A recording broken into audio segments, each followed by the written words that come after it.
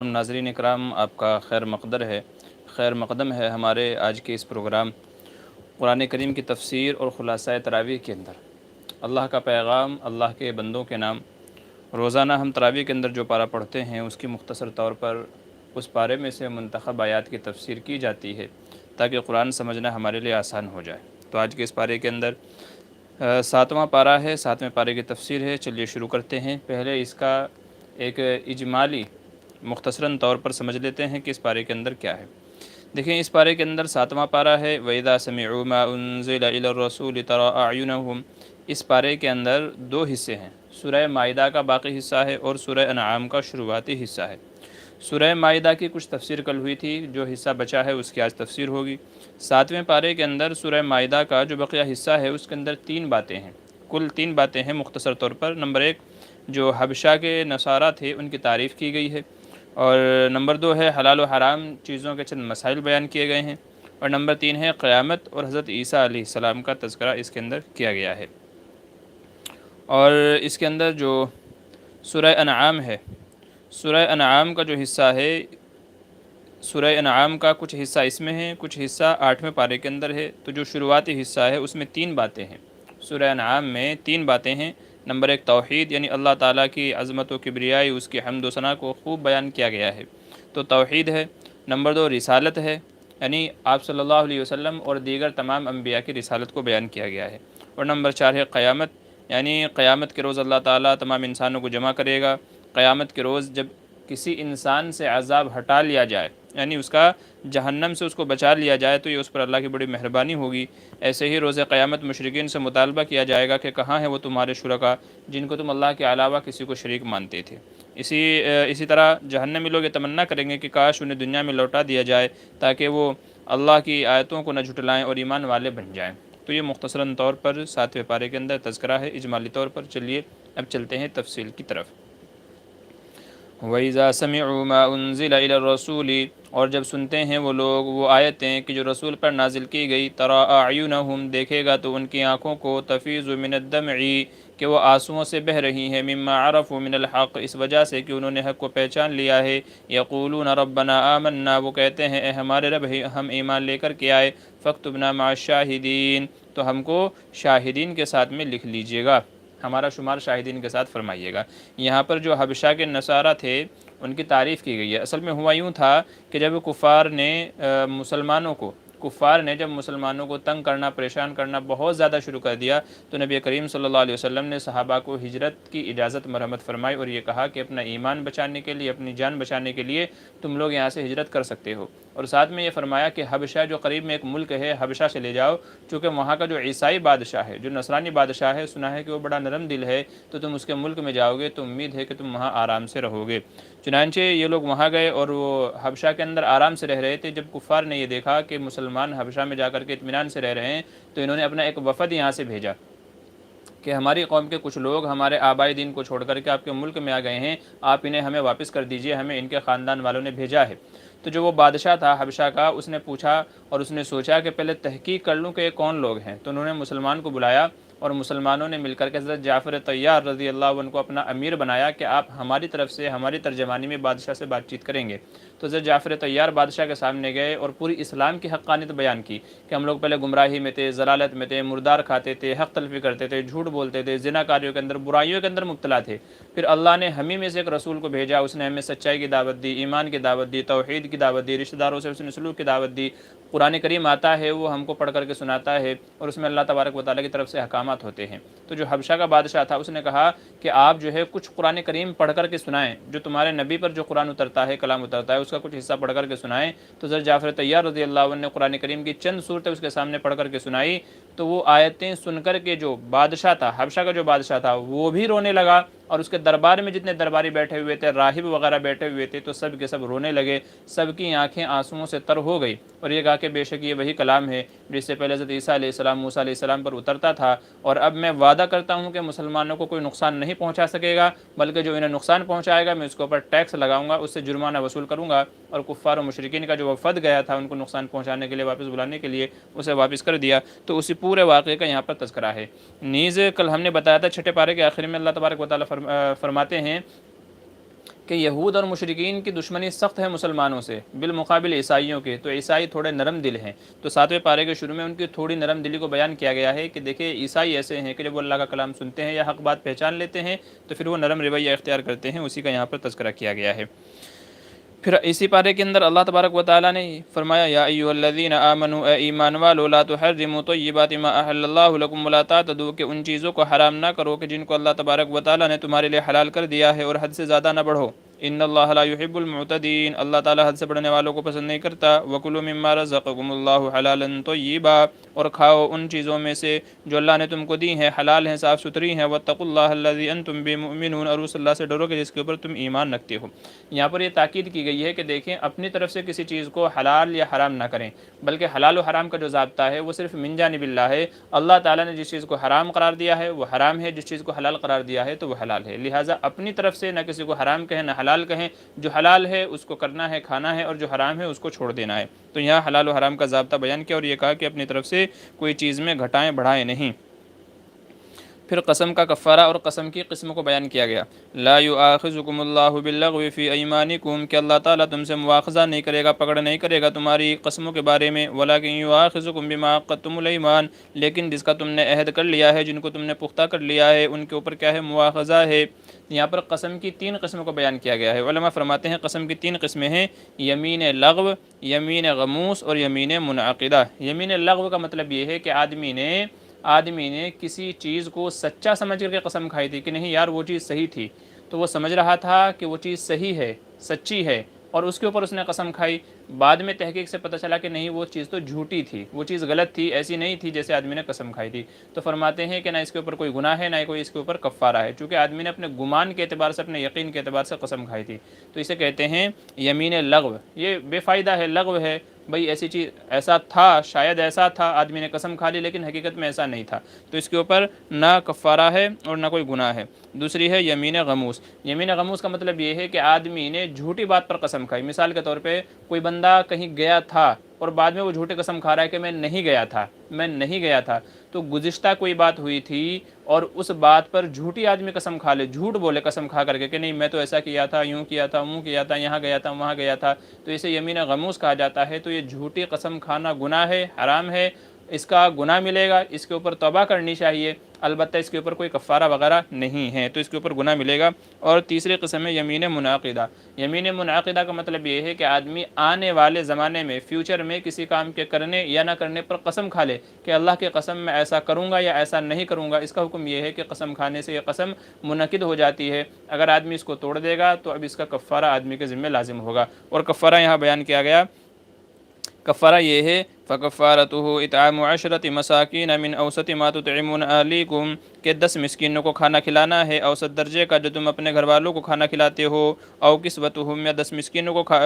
کپڑا پہنانا ہے، او تحریر رقبہ، یا ایک غلام آزاد کرنا ہے، تو یا تو کھانا کھلائے 10 مسکینوں کو 2 وقت میں، اور یا تو کپڑا پہنائے، اور یا تو ایک غلام آزاد کرے۔ فَمَن لَّمْ يَجِدْ فَصِيَامُ 3 أَيَّامٍ، اور جو یہ نہ کر سکے، نہ غلام آزاد کر سکتا ہے، نہ کپڑا پہنا سکتا ہے، نہ کھانا کھلا سکتا ہے، تو پھر 3 دن کے روزے رکھے۔ ذَلِكَ كَفَّارَةُ أَيْمَانِكُمْ إِذَا حَلَفْتُمْ، اور یہ تمہاری قسموں کا کفارہ ہے جب تم قسم کھا لو۔ وَاحْفَظُوا أَيْمَانَكُمْ، اور اپنے قسموں کی حفاظت کرو۔ یہاں پر ایک ساتھ میں ایک مسئلہ یہ بھی یاد رکھیں کہ قسم وہی حدیث میں فرمایا گیا من حلف فلیحلف باللہ، کہ جو آدمی من اراد ان یحلف، کہ جو آدمی قسم کھانے کا ارادہ کرے تو اسے چاہیے کہ اللہ ہی کی قسم کھائے، غیر اللہ کی قسم نہ کھائے۔ جیسے آدمی کہتا ہے میرے ماں باپ کی قسم، ٹھیک ہے، فلاں شخص کی قسم، تو اس طرح کی قسمیں کھانے سے منع کیا گیا۔ کسی بات پر اگر قسم کھانا ہے تو پھر اللہ ہی کی قسم کھائے، لہذا کوئی بندہ کہے ماں کی قسم، ٹھیک ہے، باپ کی قسم، فلاں کی قسم، فلاں کی قسم، تو یہ قسم منعقد نہیں ہوگی۔ علماء فرماتے ہیں کہ اگر اللہ کی قسم کھا کر کے کہے اللہ کی قسم میں ایسا کروں گا یا نہیں کروں گا تو یہ قسم مانی جائے گی، اس کا اعتبار ہوگا۔ اور کوئی بندہ یہ کہے کہ رسول کی قسم، علماء فرماتے ہیں کہ یہ بھی منعقد ہو جائے گی۔ اور ایسے ہی چوتھے کوئی بندہ کہے قرآن کی قسم، تو علماء کہتے ہیں کہ یہ قسم بھی منعقد ہو جائے گی۔ ایسے ہی کوئی بندہ کہے کعبے کی قسم، تو علماء فرماتے ہیں کہ اس کو بھی مان لیا جائے گا بعض علماء کے نزدیک میں۔ تو یہ 4 طرح کی چیزیں ایسی ہیں کہ اگر بندہ ان کی قسم کھا کر کے کسی بات کو کہے کہ میں ایسا کروں گا یا نہیں کروں گا تو وہ قسم معتبر ہوگی، منعقد ہوگی، اور پھر بندہ اگر اس کے خلاف کرتا ہے تو پھر اس کے اوپر کفارہ لازم ہوگا۔ اور اگر صرف یوں کہے قسم سے میں ایسا نہیں کروں گا، قسم سے میں ایسا نہیں کروں گا، یوں نہیں کروں گا، یوں کروں گا، وہ کروں گا، صرف قسم سے کہتا ہے، نہ اس میں اللہ کا ذکر ہے، نہ محمد کا ذکر ہے، نہ کعبے کا ذکر ہے، نہ قرآن کا ذکر ہے، صرف یوں کہتا ہے قسم سے، تو یاد رکھیے اس قسم کا اعتبار نہیں ہے، اس کا کوئی اعتبار نہیں ہے اس کے توڑنے کی وجہ سے کوئی کفارہ نہیں ہے، کوئی گناہ وغیرہ نہیں ہے۔ جھوٹی قسم کھاتا ہے تو گناہ ہے، لیکن اگر قسم توڑ دیتا ہے یوں بول کر کے قسم سے ایسا نہیں کروں گا تو پھر اس کے ذمے کوئی کفارہ وغیرہ لازم نہیں ہوگا۔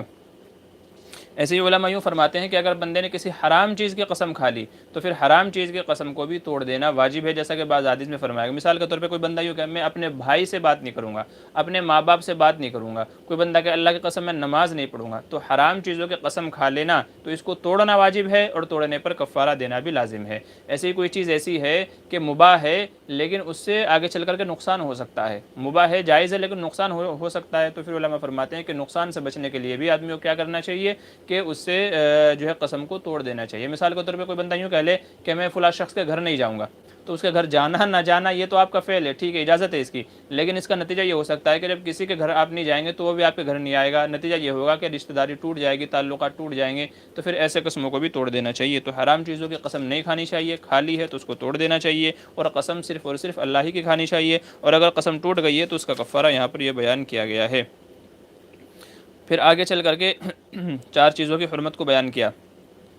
کہ یہ چار چیزیں حرام ہیں اور شیطانی عمل میں سے ہیں۔ کیا کیا ہیں؟ یا ایھا الذین آمنوا، اے وہ لوگ جو ایمان لائے، انما الخمر والمیسر، بے شک شراب اور جوا، والانصاب اور ایسے ہی بت، والازلام اور تیر، جوئے کے تیر، رجس من عمل الشیطان، یہ ناپاکی ہیں، گندگی ہیں، شیطان کے عمل میں سے ہیں، فاجتنبوہ لعلکم تفلحون، تو ان سے بچو تاکہ تم کامیاب ہو جاؤ۔ انما یرید الشیطان، بے شک شیطان تو یہی چاہتا ہے، ان یوقع بینکم العداوۃ والبغضاء، کہ تمہارے درمیان میں دشمنی اور عداوت ڈال دے، فی الخمر والمیسر، شراب اور جوئے کے ذریعے سے، ویصدکم عن ذکر اللہ وعن الصلاۃ، اور تم کو اللہ کے ذکر اور نماز سے روک دے، فہل انتم منتہون، تو کیا تم باز آ جاؤ گے، واطیعوا اللہ واطیعوا الرسول واحذروا، اللہ اور اس کے رسول کی اطاعت کرو اور اللہ سے ڈرو، اس کا حکم دیا گیا۔ دیکھیں نمبر ایک، شراب بھی حرام ہے، جوا سٹا بھی حرام ہے، اور ایسے ہی بتوں کی عبادت وہ بھی حرام ہے، والازلام اور تیر، یہ زمانہ جاہلیت میں تیر پھینکنا، تیروں کے ذریعے سے ایک جوا سٹے کا ایک طریقہ ہوتا تھا تو اس سے منع کیا گیا، تیروں کے ذریعے سے وہ لوگ ایک فیصلہ کیا کرتے تھے تو اس سے بھی منع کیا گیا۔ تو یہ چار چیزوں کی حرمت یہاں پر بیان کی گئی ہے، اور چاروں کی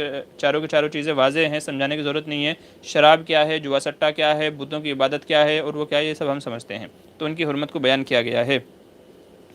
پھر آگے چل کر کے تیسرے رکوع میں اللہ تبارک و تعالیٰ نے حالت احرام میں خشکی کا شکار کرنے کی حرمت کو بیان کیا کہ جب تم حالت احرام میں ہو، احرام کی حالت میں ہو، تو خشکی کا جو بھی جانور ہو اس کا شکار کرنا منع ہے، اور جو طریقہ جانور ہے اس کا شکار کرنا حلال ہے۔ فرماتے ہیں یا ایھا الذین آمنوا، اے ایمان والو، لا تقتلوا الصید وانتم حرم، کہ تم شکار نہ کرو اس حالت میں کہ تم حرم میں ہو، احرام کی حالت میں ہو، ومن قتل منکم متعمدا، اور جو تم میں سے جان بوجھ کر کے قتل کر دے، فجزاء مثل ما قتل من النعم، پھر اس کا بدلہ وہی ہے کہ جو اس نے قتل کیا ہے، یعنی پھر اس کو اس کا کفارہ دینا پڑے گا جو جانور اس نے قتل کیا ہے۔ یحکم بہ ذوی عدل منکم ھدیا بالغ الکعبہ، اس کا بیان کیا ہے۔ تو حالت احرام میں خشکی کا جو جانور ہے اس کو شکار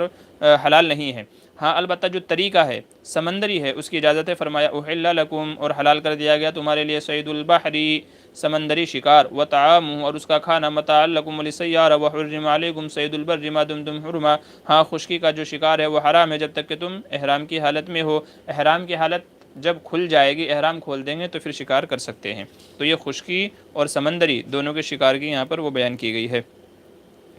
چوتھے رکوع کے شروع میں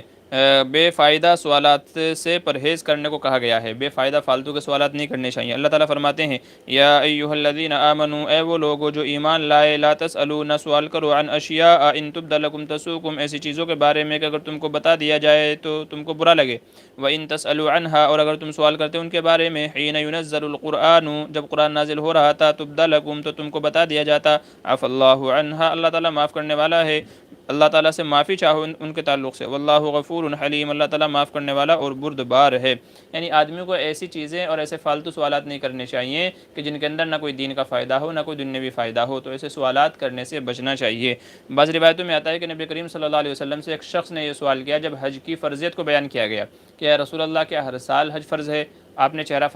ایک طرف اعراض کر لیا، چہرہ گھما لیا، پھر اس شخص نے دوسری طرف سے آ کر کے سوال کیا کہ کیا حج ہر سال فرض ہے؟ تو اسی طریقے سے 3 مرتبہ جو ہے اس نے سوال کیا، اور حضور جو ہے اعراض فرماتے رہے کہ یہ سوال سے رک جائے، سوال سے رک جائے، سوال سے رک جائے۔ جب وہ نہیں مانا تو آپ نے پھر غصہ فرمایا اور یہ کہا کہ اس طرح کے سوالات نہ کرو، اگر میں تمہارے سوال کے جواب میں ہاں کہہ دیتا تو ہر سال تمہارے ذمہ حج فرض ہو جاتا، جو تم ادا نہیں کر سکتے تھے، جو مشقت والی بات ہو جاتی۔ تو اس طرح کے فالتو سوال نہ کرو، تم سے کہا گیا حج فرض ہے، حج کرو تو بس تم کر لو، ہر سال کرنا ہے، ہر مہینے کرنا ہے، ہر دن کرنا ہے، کب نہیں کرنا ہے، یہ سوالات نہ کرو، یہ فالتو کے سوال ہیں۔ جو بھی حکم ہوگا تو تم کو بتا دیا جائے گا، تو جو بات تم کو نہیں بتائی گئی ہے تو اپنی طرف سے اس میں سوالات نہ کرو۔ تو بے فائدہ اور فالتو کے سوالات سے منع کیا گیا ہے۔ پھر آگے 4 طرح کے جانور جن کو کفار نے اپنی طرف سے حرام کر لیا تھا ان کا تذکرہ ہے۔ ما جعل اللہ، کہ اللہ نے نہیں بنایا، من بحیرۃ ولا صائبۃ ولا وسیلۃ ولا حام، کہ ان جانوروں کو اللہ نے حرام قرار نہیں دیا، ولکن الذین کفروا، لیکن وہ لوگ جنہوں نے کفر کیا، یفترون علی اللہ الکذب، اللہ پر جھوٹ باندھتے ہیں، واکثرهم لا یعقلون، اور ان میں سے اکثر لوگ نہیں سمجھتے۔ تو 4 طرح کے جانوروں کا ذکر ہے، بحیرہ، صائبہ، وسیلہ اور حام۔ علماء فرماتے ہیں کہ ان میں سے بحیرہ وہ جانور ہے، بحیرہ وہ جانور ہے کہ جس کا کان چیر کر کے، اس کا کان چیر دیا کرتے تھے جانور کا، اور اس کا جو دودھ تھا وہ بتوں کے نام پر وقف کر دیا کرتے تھے کہ اب اس کا کوئی دودھ نہیں دوہے گا، اس کا کوئی دودھ نہیں نکالے گا، یعنی مادہ جانور ہوا کرتی تھی، تو مادہ جانور کو اس کا کان چیر کر کے اس کا دودھ بتوں کے نام پر وقف کر دیا کرتے تھے، پھر وہ اس کو کھاتے نہیں تھے، اس کا بیچنا، اس کو کاٹنا، اس کو مارنا، سب کیا کرتے تھے، وہ حرام کر دیا کرتے تھے۔ ایسے ہی صائبہ کہتے ہیں کہ وہ جانور جسے بتوں کے نام پر وقف کر دیا، وہ چاہے نر ہو چاہے مادہ ہو، جیسے آج کل بھی بہت سارے بیل وغیرہ، گائیں وغیرہ سے ہی چھوڑ دیتے ہیں ہندو لوگ اپنے بتوں کے نام پر، بہت سارے آپ جو سانڈ جو گھومتے ہوئے آپ دیکھتے ہیں مارکیٹوں میں، بازاروں میں لوگوں کا نقصان کرتے رہتے ہیں، تو وہ بتوں کے نام پر چھوڑ دیتے ہیں، گائیں ہوں، بیل وغیرہ ہو۔ تو ایسے ہی کفار بھی کیا کرتے تھے کہ بتوں کے نام پر کچھ جانوروں کو چھوڑ دیا کرتے تھے، پھر ان سے نفع اٹھانا، ان کو ذبح کرنا ان کے یہاں کیا ہوتا تھا، حرام ہوتا تھا، تو ان کو صائبہ کہا جاتا ہے۔ وسیلہ، وسیلہ کہتے ہیں اس مادہ جانور کو کہ جو مادہ بچے جنے، وسیلہ اس جو ہے اونٹنی کو یا گائے وغیرہ کو کہتے ہیں کہ جو صرف مادہ بچے جنے اور بیچ میں کوئی بھی نر زیادہ نہ ہو، مطلب نر نہ ہو، یعنی جس کے یہاں، ایک اعتبار سے سمجھانے کے لیے کہہ رہا ہوں، جس کے یہاں صرف لڑکیاں ہوں، لڑکا کوئی نہ ہو، تو جس کے یہاں لڑکیاں ہی لڑکیاں ہو رہی تھی، تو اہل عرب مشرکین جو ہے ایسے جانور کو بھی بتوں کے نام پر چھوڑ دیا کرتے تھے، اسے بتوں کے نام پر وقف کر دیا کرتے تھے، پھر اس سے فائدہ اور نفع نہیں اٹھایا کرتے تھے۔ اور ایسے ہی حام، حام اس مذکر جانور کو یعنی بیل وغیرہ کو کہا جاتا ہے کہ جو کہہ لیجئے مادہ جانوروں سے جفتی کر چکا ہو، بہت ساری گایوں سے یا اونٹنیوں سے جو بہت سی مرتبہ صحبت کر چکا ہو، تو جو بہت سی مرتبہ ایک خاص ان کے یہاں تعداد تھی، مثال کے طور پہ 50 مرتبہ جس نے جفتی کر لی ہے، تو پھر ایسے بیل کو بھی وہ بتوں کے نام پر چھوڑ دیا کرتے تھے اور کہتے تھے کہ اب اس کا کھانا پینا سب کیا ہے، ہمارے لیے حرام ہے۔ تو اللہ تعالیٰ فرما رہے ہیں کہ جو 4 طرح کے جو جانور ہیں، کیا ہے، بحیرہ، صائبہ، وسیلہ، حام، تو یہ اللہ کی طرف سے حرام نہیں ہے، ان کا کھانا پینا، ان کا سب چیز کیا ہے، حلال ہے، یہ تم نے اپنی طرف سے ان کو حرام قرار دیا ہے، اور اپنی طرف سے حرام کرنا یہ جائز نہیں ہے، بلکہ اللہ تعالیٰ جس کو حرام کریں گے صرف وہی کیا ہوگا، حلال ہوگا، اور جس کو حرام کریں گے وہی حرام ہوگا۔ تو یہ 4 طرح کے جانوروں کا ذکر ہے یہاں پر۔ پھر اس صورت کا نام چونکہ سورہ مائدہ ہے، اور مائدہ کے معنی ہے دسترخوان کے، تو حضرت عیسیٰ علیہ السلام کی دعا سے بنی اسرائیل پر جو دسترخوان اترا تھا اس کا تذکرہ ہے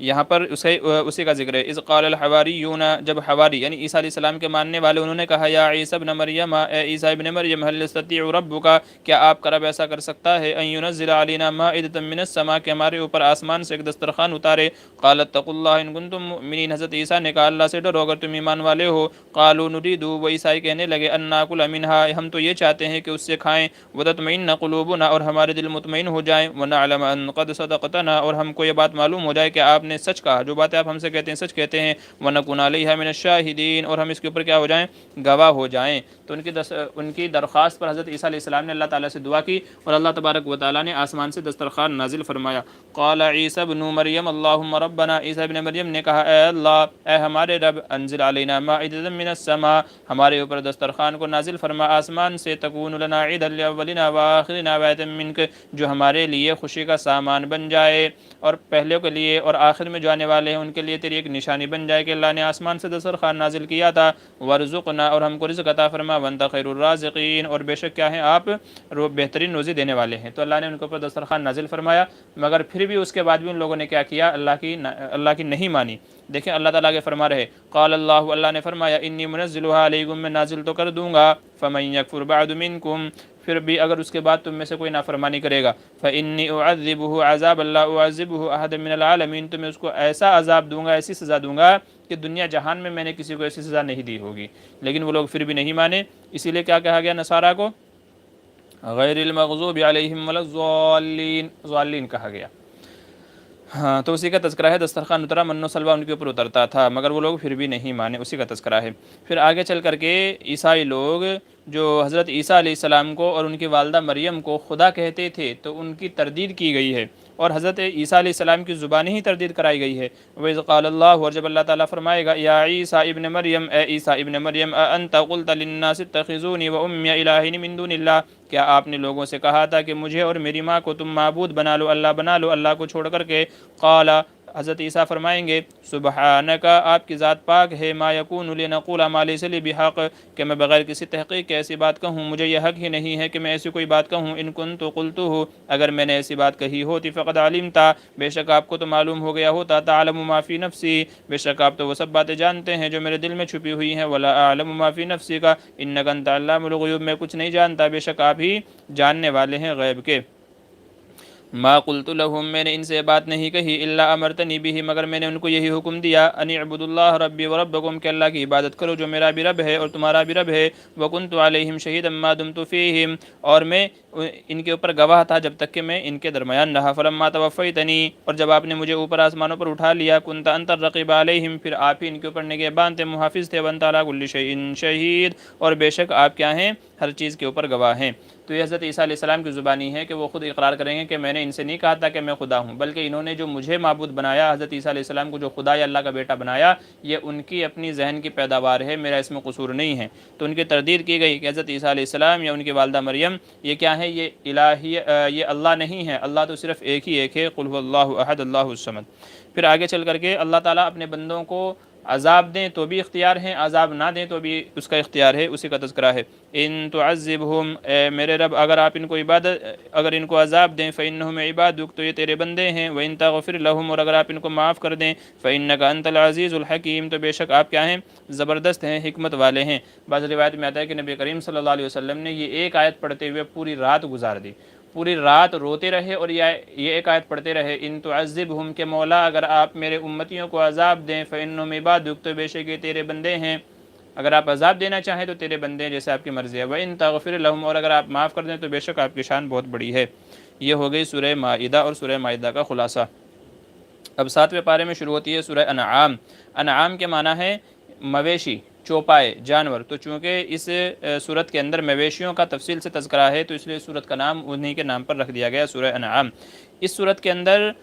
توحید کو، اللہ کی وحدانیت کو بیان کیا گیا ہے، اور تمام انبیاء کی رسالت کو، حضور صلی اللہ علیہ وسلم کی رسالت کو بیان کیا گیا ہے، ایسے ہی قیامت کو بیان کیا گیا ہے، اللہ کے قدرت کے دلائل کو بیان کیا گیا ہے، اور مشرکین کے بہت سارے غلط عقائد کی تردید کی گئی ہے، اس کو رد کیا گیا ہے۔ تو اس صورت کے اندر یہ خلاصہ ہے اور یہ موٹی موٹی باتیں اس صورت کے اندر ذکر کی گئی ہیں۔ اسی صورت کے اندر اللہ تعالیٰ فرماتے ہیں 8ویں رکوع میں، وَإِن يَمْسَسْكَ اللَّهُ بِضُرٍّ، ایک عقیدے کی اصلاح کی جا رہی ہے، وَإِن يَمْسَسْكَ اللَّهُ بِضُرٍّ، کہ اگر کوئی تم کو اللہ تکلیف پہنچائے، فَلَا كَاشِفَ لَهُ إِلَّا هُوَ، تو اسے کوئی کھولنے والا نہیں ہے سوائے اللہ کے، وَإِن يَمْسَسْكَ بِخَيْرٍ، اور اگر اللہ تم کو کوئی بھلائی پہنچائے، فَهُوَ عَلَى كُلِّ شَيْءٍ قَدِيرٌ، تو وہ ہر چیز کے اوپر قادر ہے۔ مطلب یہ ہے کہ ہمیں جو بھی تکلیف پہنچے اس میں مدد صرف اللہ سے مانگنی چاہیے، اللہ کے علاوہ کوئی اس کو ختم کرنے والا نہیں، دور کرنے والا نہیں۔ اور اگر کوئی بھلائی ہم کو پہنچ رہی ہے، کوئی اچھی چیز ہم کو پہنچ رہی ہے تو اطمینان رکھیں، دنیا چاہ کر کے بھی اگر آپ سے اس کو چھیننا چاہے تو چھین نہیں سکتا۔ نبی کریم صلی اللہ علیہ وسلم نے ایک موقع پر فرمایا، لوگوں یاد رکھو، پوری دنیا مل کر کے تمہیں نقصان پہنچانا چاہے، اللہ نہ پہنچائے تو نقصان کوئی نہیں پہنچا سکتا۔ اللہ تم کو بھلائی پہنچانا چاہے، پوری دنیا روکنی چاہے تو کوئی اس کو روک نہیں سکتا۔ تو مطلب یہ ہے کہ ہمارا ایمان اور عقیدہ پختہ ہونا چاہیے کہ ہمیں کوئی نقصان نہیں پہنچا سکتا۔ لوگ کہتے ہیں جی اس نے جادو کر دیا، میرا رزق بند کر دیا، میرے اوپر بندش کر دی، یوں کر دیا، یوں کر دیا۔ یاد رکھیے ایسا کچھ نہیں ہے، جب تک اللہ کی مرضی نہیں ہوگی کوئی چیز تم کو نقصان نہیں پہنچا سکتی۔ تو اس لیے اس طرح کی باتیں سوچ سوچ کر کے پریشان نہ ہوا جائے۔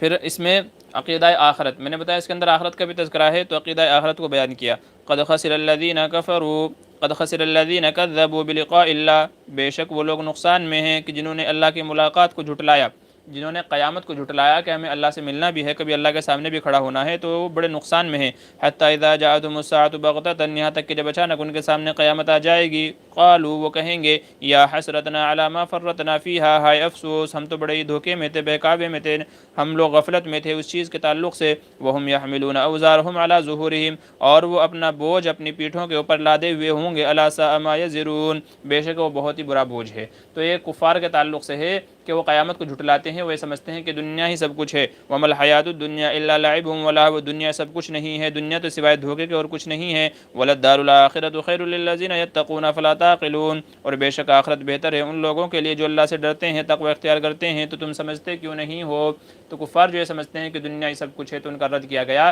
کہ دنیا ہی سب کچھ نہیں ہے، یہ تو دھوکے کا، بہکاوے کا گھر ہے، اصل میں تو آخرت ہے، اللہ سے ملنا ہے، حساب و کتاب دینا ہے، اور محشر بھی کوئی چیز ہے، قیامت کا دن بھی کوئی چیز ہے، بدلے کا دن بھی کوئی چیز ہے، تو اس کے اوپر یقین رکھو۔ اور جو یقین نہیں رکھتا ہے، جو اللہ تعالیٰ کے ساتھ کفر و شرک کرتا ہے، تو پھر وہ آخرت میں سوائے افسوس کے اور کچھ نہیں کرے گا۔ اسی کا تذکرہ کیا گیا۔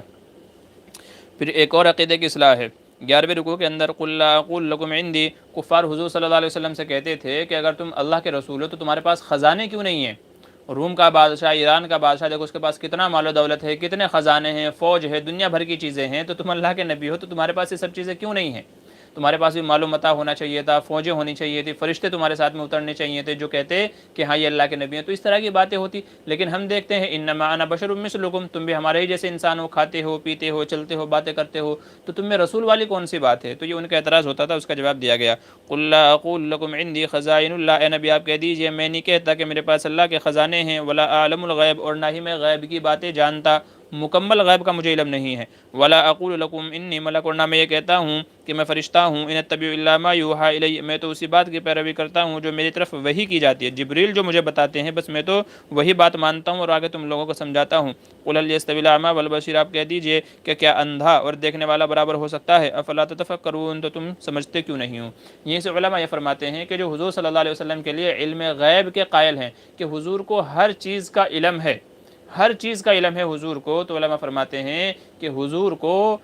اللہ تعالیٰ کے جیسا علم نہیں ہے، جیسے اللہ تعالیٰ کو ہر چیز کا علم ہے بنا کسی کے بتائے، تو ایسے ہی حضور کو مکمل علم غیب نہیں ہے، بلکہ یہ ہمارا عقیدہ ہے کہ اللہ کی ذات کے بعد پوری کائنات میں سب سے زیادہ علم حضور کو ہے، اللہ کے بعد سب سے زیادہ علم حضور کو ہے، لیکن حضور کو وہی علم ہے جو اللہ نے آپ کو بتایا، جو اللہ نے آپ کو نہیں بتایا اس کا علم آپ کو کیسے ہو سکتا ہے؟ اب لوگ کہیں گے جی یوں بھی وہ بھی، تو بھئی ساری باتیں صحیح ہیں، لیکن ہمارا کہنا صرف یہی ہے کہ جو اللہ نے بتایا آپ کو وہی پتا تھا۔ نہیں تو یہاں پر ایک اعتراض اٹھتا ہے، ایک بار رمضان میں اس آیت کی تفسیر کر رہا تھا تو ایک صاحب سے میرا جھگڑا ہو گیا، چونکہ وہ علم غیب کا قائل تھا کہ حضور کو تو ساری باتوں کا علم ہے، حضور تو حاضر و ناظر ہیں، سب چیزیں جانتے ہیں۔ تو میں نے اس سے کہا یار اگر تم یہ بات کہو گے تو ایک بہت بڑا اعتراض ہوگا، تم جواب نہیں دے پاؤ گے۔ وہ کہنے لگا جی کیا بات ہے؟ میں نے کہا اچھا یہ بتاؤ، جنگ احد میں 70 صحابہ شہید ہوئے، جنگ احد میں 70 صحابہ شہید ہوئے اور حضور صلی اللہ علیہ وسلم کے چچا بھی شہید ہوئے، تو مجھے ایک بات بتائیں، جب حضور کو ہر چیز پتہ تھی تو کیا حضور صحابہ کو مروانے گئے تھے، وہاں شہید کرانے گئے تھے؟ جب حضور کو پہلے سے پتہ تھا کہ 70 صحابہ شہید ہوں گے، میرے چچا بھی شہید ہوں گے، تو حضور جنگ میں گئے کیوں، یا وہ طریقہ کیوں اپنایا کہ جس سے صحابہ شہید ہوتے؟ اس کا مطلب تو یہ ہے کہ آپ حضور پہ الزام لگا رہے ہو کہ حضور کو پتہ تھا مگر پھر بھی جنگ کی، حضور کو پتہ تھا مگر پھر بھی جنگ کی، تو یہ الزام لگا رہے ہو۔ اس کا مطلب یہ ہے کہ حضور کو پتہ نہیں تھا جنگ کا نتیجہ کیا ہوگا، جنگ میں کیا ہوگا، اسی لیے تو جنگ میں گئے، کیونکہ جان بوجھتے ہوئے کوئی آدمی کنویں میں نہیں کودتا، کوئی آدمی آگ میں نہیں کودتا۔ اسی طریقے سے اما عائشہ رضی اللہ عنہا پر الزام لگا حضور پریشان رہے، روایت میں آتا ہے، صحیح حدیث ہیں کہ حضور پریشان رہے، کبھی حضرت علی سے مشورہ کرتے تھے کیا کروں، کبھی حضرت بریرہ سے مشورہ کرتے تھے کیا کروں، کبھی حضرت عمر رضی اللہ عنہ سے مشورہ کرتے تھے کیا کروں، تو صحابہ سے مشورہ کرتے تھے کیا کروں اس معاملے میں جب حضرت عائشہ پر الزام لگا۔ تو اگر حضور کو پتہ ہوتا تو آپ کو پریشان ہونے کی کیا ضرورت تھی، وحی کا انتظار کرنے کی کیا ضرورت تھی؟ جب آپ کو پتہ ہوتا کہ یہ تو بے قصور ہیں تو قرآن کریم میں 8 آیتیں 10 آیتیں نازل کرنے کی کیا ضرورت تھی؟ اس کا مطلب سیدھا سے یہ نکلتا ہے کہ حضور کو علم غیب صرف اتنا ہی تھا جتنا اللہ نے بتایا تھا، جتنا جبریل امین نازل جو ہے لے کر کے آتے تھے، یہ اللہ تعالیٰ بتاتے تھے، صرف اتنا ہی تھا۔ اپنی طرف سے پوری کائنات کا علم یہ حضور کی شان نہیں ہے، یہ صرف اور صرف اللہ کی شان ہے۔ اگر آپ یوں کہیں کہ جتنا علم اللہ کو ہے اتنا ہی علم حضور کو بھی ہے، تو یہ اللہ اور حضور کو شریک کر دینا ہے، یہ اللہ کو اور حضور کو ایک دوسرے میں شریک کر دینا ہے، اور یہ بھی شرک ہی کی قسم میں سے ہے۔ اللہ تو وراء الورا ہے، اس کی قدرت، اس کا علم، اس کے خزانے سب وراء الورا ہیں۔ تو اس لیے یہ فرق سمجھ لیجئے گا کہ حضور کو ہمارا یہ عقیدہ یہ ہے کہ تمام کائنات میں اللہ کے بعد سب سے زیادہ علم ہے، لیکن صرف وہی علم ہے جو اللہ نے عطا فرمایا۔ جس کا علم اللہ نے نہیں دیا تھا اس کا علم حضور کو نہیں تھا، اسی کو حضور یہاں فرما رہے۔ اور آگے بھی آیت کے اندر ہے قُلْ لَا أَقُولُ لَكُمْ عِنْدِي خَزَائِنُ اللَّهِ وَلَا أَعْلَمُ الْغَيْبَ، غیب کی باتیں نہیں جانتا میں کہ سب کچھ مجھے پتا ہو، اللہ جو بتاتے ہیں وہی ہے۔ إِنْ أَتَّبِعُ إِلَّا مَا يُوحَىٰ إِلَيَّ، جو مجھے وحی کیا جاتا ہے میں صرف وہی جانتا ہوں۔ آگے چل کر کے اس کو مزید بیان کیا گیا، وَعِنْدَهُ مَفَاتِحُ الْغَيْبِ، اسی پارے کے اندر ہے 13ویں رکوع میں، وَعِنْدَهُ مَفَاتِحُ الْغَيْبِ، اور اسی کے پاس غیب کے خزانے کی چابیاں ہیں۔ غیب کی باتیں وہی جانتا ہے، تو غیب کے خزانے کی باتیں صرف اور صرف وہی جانتا ہے۔ لا يعلمها الا هو، ان کو صرف وہی جانتا ہے۔ ويعلم ما في البر والبحر، اور خشکی میں کیا ہے، سمندر میں کیا ہے، سب چیزیں وہی جانتا ہے۔ وما تسقط من ورقة الا يعلمها، اور کوئی پتا بھی اپنی جگہ سے نہیں حرکت کرتا، نہیں گرتا، مگر اللہ اس کو جانتا ہے۔ ولا حبة في ظلمات الارض ولا رطب ولا يابس، اور زمین کے اندر کوئی دانہ زمین کی تاریکی میں ہو یا کہیں اور ہو، وہ ایسا نہیں ہوتا مگر وہ کھلی ہوئی کتاب کے اندر لکھا ہوا ہے۔ تو بھائی ہر چیز کا علم، ہر چیز کا علم بنا کسی کے بتائے، یہ شان صرف اور صرف اللہ تعالیٰ کی ہے۔ تو یہ اہل علم نے یہاں پر بڑی تفصیلی بحث کی ہے۔ آگے چلیے، چوتھے پارے کے اندر ہے، 14ویں رکوع کے اندر ہے، وَإِذَا رَأَيْتَ الَّذِينَ يَخُوضُونَ فِي آيَاتِنَا فَأَعْرِضْ عَنْهُمْ، اہل باطل کی مجلسوں سے بچنے کا تذکرہ ہے کہ کفار کی جہاں مجلسیں لگی ہوں تو چونکہ ان کی مجلس کا جو عنوان ہے وہ صرف اور صرف یہ ہوتا ہے کہ اللہ کی شان میں گستاخی کی جائے، قرآن کریم کی آیتوں میں رد و بدل کیا جائے، جھوٹ بولا جائے، مذاق اڑایا جائے، مسلمانوں کا استہزاء کیا جائے، تو چونکہ صرف ان کے مجلسوں کا مقصد یہ ہوتا تھا تو اس لیے ہمیں ان کے پاس نہیں بیٹھنا ہے، اسی سے اعراض کرنے کو ذکر کیا گیا۔ وَإِذَا رَأَيْتَ الَّذِينَ يَخُوضُونَ فِي آيَاتِنَا، اور جب دیکھیں آپ ایسے لوگوں کو جو ہماری آیتوں میں گھستے ہیں، اس میں الٹ پھیر کرتے ہیں، الزام تراشا کرتے ہیں، فَأَعْرِضْ عَنْهُمْ، تو آپ ان سے اعراض کیجئے، آپ ان سے بچیے۔ تو ہم کو بھی ایسا ہی کرنا چاہیے۔ ابھی دیکھیے، جی چلیے ایک بات اور ہے، انشاءاللہ اس کو آخر میں ذکر کرتا ہوں، آگے چلتے ہیں۔ اس میں حضرت ابراہیم علیہ السلام کی وحدانیت کا ذکر ہے کہ باپ کیا ہے، کافر ہے، بیٹا کیا ہے، موحد ہے، مسلم ہے۔ باپ لوگوں کو بت بیچتا ہے، کافر بناتا ہے، اور بیٹا کیا ہے، موحد بناتا ہے، مسلم بناتا ہے، اسی کا تذکرہ ہے۔ وَإِذْ قَالَ إِبْرَاهِيمُ لِأَبِيهِ آزَرَ، اور جب کہا ابراہیم نے اپنے باپ آزر سے، أَتَتَّخِذُ أَصْنَامًا آلِهَةً، کیا تم بتوں کو اپنا معبود بناتے ہو، إِنِّي أَرَاكَ وَقَوْمَكَ فِي ضَلَالٍ مُبِينٍ، اور بے شک میں تو آپ کو دیکھتا ہوں اور آپ کی قوم کو کھلی ہوئی گمراہی میں۔ تو حضرت ابراہیم نے دعوت دی اپنے باپ کو کہ آپ ایمان قبول کر لیں، بتوں کی عبادت نہ کریں، یہ نہ نفع دیتے ہیں نہ نقصان دیتے ہیں، آپ ایسوں کی عبادت کیوں کرتے ہیں؟ جب حضرت آزر نے یہ سنا، بعض لوگ کہتے ہیں کہ آزر یہ ابراہیم علیہ السلام کے باپ تھے، اور بعض کہتے ہیں کہ چچا تھے۔ دونوں قول ہیں علماء کے، باپ اور چچا دونوں ہو سکتے ہیں، اس کے اندر کوئی لڑائی جھگڑے والی بات نہیں ہے۔ بعض لوگ کہتے ہیں نہیں چچا ہی تھے، تو ایسا نہیں ہے، چونکہ چچا کو بھی باپ کہہ دیا جاتا ہے، چچا کو بھی باپ کہہ دیا جاتا ہے، تو اس لیے مفسرین کے آراء مختلف ہیں کہ یہ آزر جو تھے وہ ابراہیم کے باپ تھے یا چچا تھے، دونوں قول ہیں، باپ تھے یا چچا تھے، دونوں قول ہیں، تو کوئی لڑائی جھگڑے والی بات نہیں ہے۔ بعض لوگ ایک قول پر تشدد اختیار کر لیتے ہیں، جی نہیں چچا ہی تھے، جی نہیں باپ ہی تھے، تو ایسا کچھ نہیں ہے، دونوں تفسیریں ہو سکتی ہیں۔ تو پورا واقعہ کا تذکرہ ہے کہ انہوں نے اپنے باپ کو دعوت دی، اس نے نہیں مانا، گھر سے باہر نکال دیا، ملک شام گئے، اور ساتھ میں لوط علیہ السلام بھی آپ کی زیر جو ہے تربیت تھے، پرورش تھے۔ پھر کیسے کیسے اللہ نے آپ کو نبوت سے نوازا، پھر جو ہے نمرود سے مناظرہ ہوا، اس نے آگ میں آپ کو ڈالا، آپ آگ میں سلامت رہے، پھر آپ کو قوم نے اپنی بستی سے نکالا، پھر مکہ کے اندر آئے۔ تو پورا واقعے کا پورا یہاں پر تذکرہ ہے اس کا، وہ پوری تفصیل یہاں پر علماء نے اس کے تعلق سے ذکر کی ہے۔ پھر آگے وَتِلْكَ حُجَّتُنَا آتَيْنَاهَا إِبْرَاهِيمَ عَلَىٰ قَوْمِهِ نَرْفَعُ دَرَجَاتٍ مَّن نَّشَاءُ إِنَّ رَبَّكَ حَكِيمٌ عَلِيمٌ۔ یہاں پر 18 انبیاء کا تذکرہ کیا گیا، اور نبی کریم صلی اللہ علیہ وسلم کو ایک اعتبار سے تسلی دی گئی ہے کہ ان انبیاء نے بھی اللہ کے راستے میں تکلیفیں اٹھائی ہیں، مشقتیں اٹھائی ہیں، اور ان کا بھی مشن یہی تھا کہ جو آپ کا مشن ہے، لہٰذا آپ سے پہلے جو انبیاء گزرے ہیں انہوں نے بھی اسی فریضے کو انجام دیا تھا، تو آپ بھی انہی کی اتباع کریں، انہی کی اقتداء کریں کہ کامیابی اسی میں ہے، اور آپ کفار کے ظلم و ستم سے گھبرائیں نہیں، ڈریں نہیں، اپنے مشن کے اندر لگے رہیں۔ تو 18 انبیاء کا تذکرہ ہے جن کو اللہ تبارک و تعالیٰ نے ایک ساتھ صرف 18 کا تذکرہ یہیں کیا ہے، اس کے علاوہ کسی صورت میں ایک ساتھ اتنے انبیاء کا تذکرہ نہیں ہے۔ وہ کون کون سے ہیں سنیے، وَتِلْكَ حُجَّتُنَا آتَيْنَاهَا إِبْرَاهِيمَ، حضرت ابراہیم کا تذکرہ ہے۔ آگے وَوَهَبْنَا لَهُ إِسْحَاقَ وَيَعْقُوبَ، یعقوب، كُلًّا هَدَيْنَا ونوحن حضرت نوح علیہ السلام کا، من قبلہ ونوحن ہدینا من قبل ومن ذریتہ داود وسلیمان وایوب ویوسف وموسیٰ وہارون وکذالک نجزی المحسنین وزکریا ویحییٰ وعیسیٰ والیاس کل من الصالحین واسماعیل والیسع ویونس ولوطا وکلا فضلنا علی العالمین۔ تو یہ پورے 18 انبیاء کا ایک ساتھ میں تذکرہ کیا گیا اور یہ کہا اولئک الذین ھدی اللہ، یہی وہ لوگ ہیں جو اللہ کی طرف سے ہدایت پر تھے، فبہداہ مقتدی، اے نبی آپ بھی ان کی اتباع کریں، ان کا جو راستہ تھا وحدانیت کا، توحید کا، رسالت کا، تو آپ کا بھی وہی مشن ہے، آپ بھی اس پر چلتے رہیں۔ اور لوگوں سے کہہ دے قل لا اسألکم علیہ اجرا، میں آپ سے اس کا کوئی اجر نہیں چاہتا، مجھے کوئی تنخواہ نہیں چاہیے اس کے اوپر، ان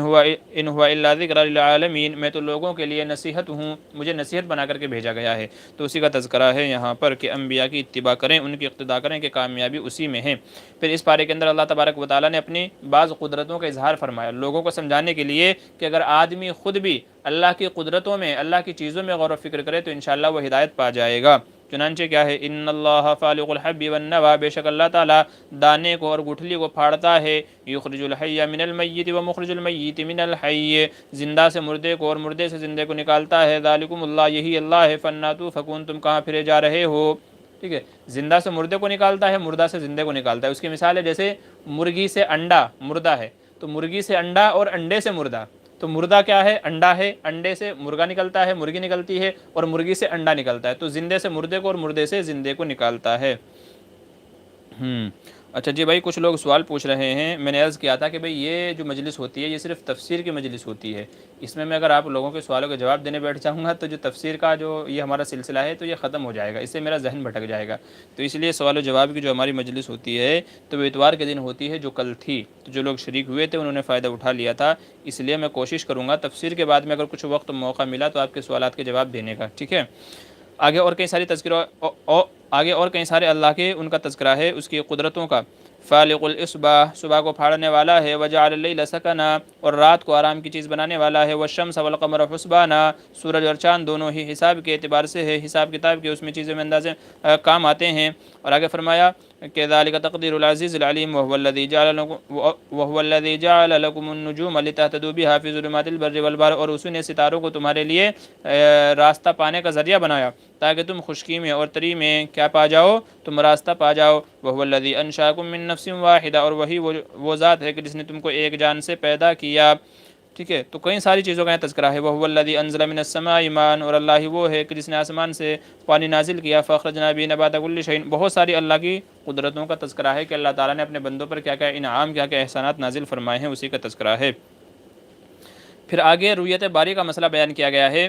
اس پارے کے آخر میں، 7ویں پارے کے آخر میں ہے لا تدرکہ الابصار، کہ آنکھیں اللہ کو نہیں پا سکتی، نہیں پکڑ سکتی، وہو یدرک الابصار، وہ آنکھوں کو پا لیتا ہے، پکڑ لیتا ہے، وہو اللطیف الخبیر، وہ بہت ہی باریک بین اور بہت ہی زیادہ جاننے والا ہے، خبیر ہے۔ یہاں سے علماء نے مسئلہ معراج کو بھی بیان کیا ہے، کیونکہ اہل سنت والجماعت کا عقیدہ یہ ہے کہ حضور اکرم صلی اللہ علیہ وسلم نے معراج میں حضور کو اپنی آنکھوں سے دیکھا تھا۔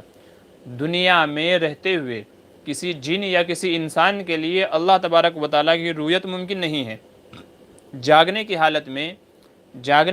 میں کسی جن یا کسی انسان کے لیے یہ ممکن نہیں ہے کہ وہ اللہ کا دیدار کرے۔ جو کوئی دعویٰ کرے کہ میں نے جاگنے کی حالت میں اللہ کو دیکھا تو وہ جھوٹ بولتا ہے۔ ہاں البتہ حالت منام میں، خواب میں اللہ کا دیدار ہو سکتا ہے یا نہیں، سونے کی حالت میں بعض علماء فرماتے ہیں کہ اللہ کا دیدار ممکن ہے۔ اسی سے امام احمد ابن حنبل رحمۃ اللہ علیہ کے تعلق سے آتا ہے کہ انہوں نے خواب میں 100 سے زیادہ مرتبہ اللہ تبارک و تعالیٰ کی زیارت کی ہے۔ تو خواب میں اللہ کی زیارت ہو سکتی ہے، لیکن جاگنے کی حالت میں کسی نبی یا ولی کے لیے یہ ممکن نہیں ہے کہ وہ اللہ کی زیارت کرے۔ حضرت موسیٰ علیہ السلام سے بھی کلام کیا تھا، زیارت نہیں کی تھی۔ ہاں البتہ حضور صلی اللہ علیہ وسلم نے معراج کے موقع پر اللہ تبارک و تعالیٰ کی زیارت کی تھی، اپنی آنکھوں سے دیکھا تھا۔ کیوں؟ علماء فرماتے ہیں کہ ناممکن یہاں ہے، دنیا کے اندر ہے، ناممکن اللہ کو دیکھنا دنیا کے اندر ہے، اور وہ جو دنیا ہے اس کو عالم آخرت کہا جاتا ہے، اور عالم آخرت میں اللہ کا دیدار ہوگا۔ قیامت کے تعلق سے، آخرت کے تعلق سے احادیث کے اندر موجود ہے کہ تم اللہ کو ایسے دیکھو گے جیسے چاند کو دیکھتے ہو، جیسے چاند کو دیکھنے میں کوئی دقت دشواری محسوس نہیں ہوتی، تو ایسے ہی آخرت میں اللہ کو بھی دیکھو گے۔ تو حضور عالم دنیا سے عالم آخرت میں گئے ہیں معراج پر، اور معراج میں جا کر کے دیکھا ہے۔ تو اس لیے بہرحال اس کے اوپر ہمارا ایک مفصل مسئلہ موجود ہے تفصیل کے ساتھ میں کہ اللہ کو دیکھا ہے اور اس کے دلائل بھی موجود ہے۔ تو اہل سنت والجماعت کا عقیدہ یہ ہے کہ جب حضور معراج پر گئے تھے تو اللہ کی زیارت کی تھی۔ بعض لوگ یہ کہتے ہیں کہ اللہ کو نہیں دیکھا، جبریل کو دیکھا، یاد رکھیے کہ ان کو غلط فہمی ہوئی ہے، غلط ان کے دلائل ہیں۔ تو ان کے تمام دلائل کا جواب بھی دیا گیا ہے اور اس کو بھی ثابت کیا گیا ہے کہ حضور نے اللہ کی زیارت کی تھی، اللہ کا دیدار کیا تھا۔ پھر یہاں اخیر میں ایک بڑے ہی پوائنٹ کی بات کہی گئی ہے، تمام مسلمانوں کو سمجھنے کی ضرورت ہے، بالخصوص ہندی مسلمانوں کو۔ کیا؟ وَلَا تَسُبُّوا الَّذِينَ يَدْعُونَ مِن دُونِ اللَّهِ، اور تم گالی نہ دو ان کو کہ جن کو یہ کافر لوگ پکارتے ہیں اللہ کو چھوڑ کر کے۔ کیوں؟ فَيَسُبُّوا اللَّهَ عَدْوًا بِغَيْرِ علم، اس لیے کہ وہ بھی اللہ کو گالی دیں گے بغیر جانکاری کے، بغیر تحقیق کے۔ كَذَلِكَ زَيَّنَّا لِكُلِّ أُمَّةٍ عَمَلَهُمْ، ہم نے ایسے ہی مزین کر دیا ہر قوم کے لیے اس کے عمل کو۔ ثُمَّ إِلَىٰ رَبِّهِمْ مَرْجِعُهُمْ، پھر اللہ ہی کی طرف ان کا لوٹنا ہے۔ وَيُنَبِّئُهُم بِمَا كَانُوا يَعْمَلُونَ، ہم ان کو خبر دیں گے جو وہ کرتے تھے۔ اس آیتوں کے اندر جو کافروں کے، مشرکوں کے معبودان باطلہ ہیں، کافر لوگ، مشرک لوگ جن بتوں کی عبادت کرتے ہیں، جن دیوی دیوتاؤں کی عبادت کرتے ہیں، ان کو برا بھلا کہنے سے منع کیا گیا ہے۔ کیوں منع کیا گیا ہے؟ اس لیے کہ اگر ہم ان کے معبودوں کو برا بھلا کہیں گے، گالی گلوچ دیں گے، تو بدلے میں وہ بھی ہمارے اللہ کو گالی گلوچ دیں گے۔ حالانکہ اللہ کو گالی دیں گے تو وہ تو پہلے سے ہی کافر ہے، لیکن مزید گناہ ہو جائے گا۔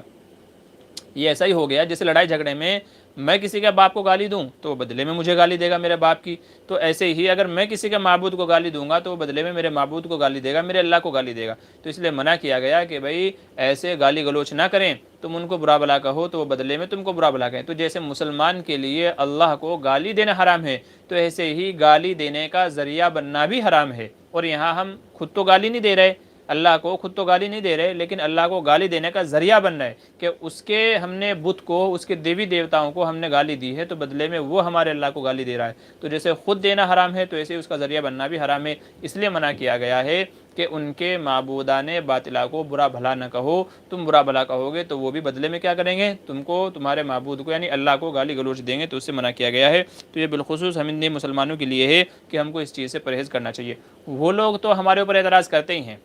غیر مسلم تو، کافر تو ہمارے اوپر اعتراض کرتے ہی ہیں، کبھی قرآن پر اعتراض ہے، کبھی حضور صلی اللہ علیہ وسلم پر اعتراض ہے، کبھی کسی اور چیز کے اوپر اعتراض ہے۔ اگر ہم نے بھی اعتراض کی بارش کر دی تو یاد رکھیے کہ ادھر سے اور مزید سیلاب آئے گا اور اس کا ذریعہ ہم بنیں گے۔ اس لیے خاموشی کے ساتھ میں، اپنے حسن اخلاق کے ذریعے سے اور نرم دلی کے ساتھ میں، زبان میں چاشنی پیدا کر کے ان کو سمجھائیں، ان کو بتائیں۔ امید ہے انشاءاللہ ایک وقت ایسا آئے گا کہ وہ ضرور سمجھیں گے، یا ان میں سے جو صحیح طبقہ ہے وہ سمجھے گا، اور جو نہیں سمجھنے والا ہے وہ اپنے منہ کی اپنے آپ کھائے گا اور وہ خود ہی ذلیل ہو کر کے رہ جائے گا۔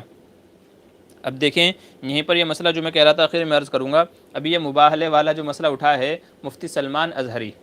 سلمان ازہری جو ہیں تو انہوں نے مباہلے کی دعوت دے دی۔ کیوں؟ کیونکہ اس لیے کہ وہ جو کافر، جو مشرک، جو ظالم ہے نرسمہانند، تو اس نے قرآن کے بارے میں غلط باتیں کہی اور اس نے حضور صلی اللہ علیہ وسلم کے بارے میں غلط باتیں کہی، تو انہوں نے کیا کیا، جذبات میں آ کر کے ان کو چیلنج کر ڈالا اور مباہلے کی دعوت ان کو دے ڈالی۔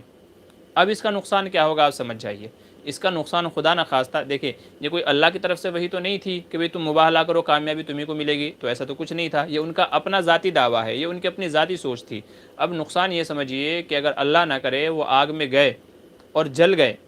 تو کتنے لوگوں کے کفر و ارتداد کا ذریعہ بنے گا۔ چونکہ ہم یہاں مباہلہ اسی کو کہتے ہیں کہ بھئی تم حق پر ہو یا میں حق پر ہوں، تو جو حق پر ہوگا آگ اس کو نہیں جلائے گی۔ تو اگر آگ نے ان کو جلا دیا، 1% مان لیتے ہیں، حالانکہ یقین یہی ہے کہ جو سچے دل سے کھڑا ہے، صرف اللہ کے لیے کھڑا ہے، ریاکاری، شہرت، ناموری اس کا مقصد نہیں ہے، جو اللہ کے لیے کھڑا ہے اللہ اس کو نقصان نہیں پہنچائے گا، یہ ہمارا یقین ہے، عقیدہ ہے۔ لیکن اگر 1% مان لیجئے اگر ان کو نقصان پہنچتا ہے تو خود مسلمانوں کے لیے شرم سے ڈوب مرنے کا مقام ہوگا، اور وہ لوگ جو نئے اسلام میں داخل ہو رہے ہیں یا داخل ہونا چاہتے ہیں ان کے لیے ہمیشہ کے لیے راستہ بند ہو جائے گا۔ کیوں؟ کیونکہ تم نے کہا تھا ہمارا دین سچا ہے، ہمیں کچھ نہیں ہوگا، اور آگ نے تم کو جلا دیا، کتنا بڑا اس کا نقصان ہوگا۔ تو اس لیے اس طرح کی چیزیں جذبات میں آ کر کے، یا اس میں نہیں ہونا چاہیے کہ اس نے اس طریقے سے برا بھلا کہا ہے، گالی گلوچ کیا ہے تو بدلے میں ہم یوں کریں، جوابی کارروائی یوں کریں، ایسا نہ کریں۔ دیکھیے فرقہ جو فتنہ پھیلاتا ہے وہ صرف کچھ ہی لوگ ہوتے ہیں،